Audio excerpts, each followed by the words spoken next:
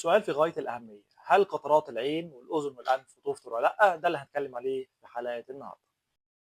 السلام عليكم ورحمة الله وبركاته، أهلًا بيكم في الحلقة الرابعة من روشتات رمضانية. السؤال الأول معانا، هل قطرات العين بتفطر والّا لأ؟ الإجابة بتنقسم إلى قسمين، أول رأي معانا المالكية والحنابلة قالوا إن قطرات العين تفطر. طيب إيه دليلك؟ قالوا إن العين يعتبر منفذ وأي منفذ بيفطر، ده الرأي بتاعهم الأولاني. الرأي التاني بتاع الحنفية قالوا إن قطرات العين لا تفطر حتى لو وصل منها جزء إلى الحلق لا تفطر معايا، وده الرأي الراجح معانا واللي بنعمل بيه إن قطرات العين لا تفطر. تاني سؤال معانا، قطرات الأذن هل هي تفطر ولا لأ؟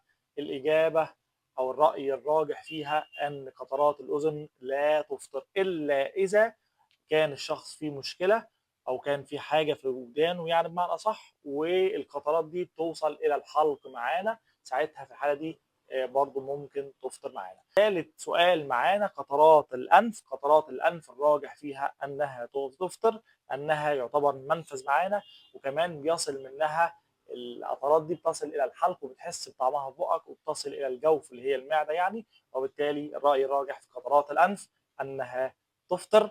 رمضان عبادة، صحتك أمانة. ادعمونا وشاركوا فيديوهاتنا عشان توصل للناس. بشكركم على حسن المتابعة. السلام عليكم ورحمة الله وبركاته.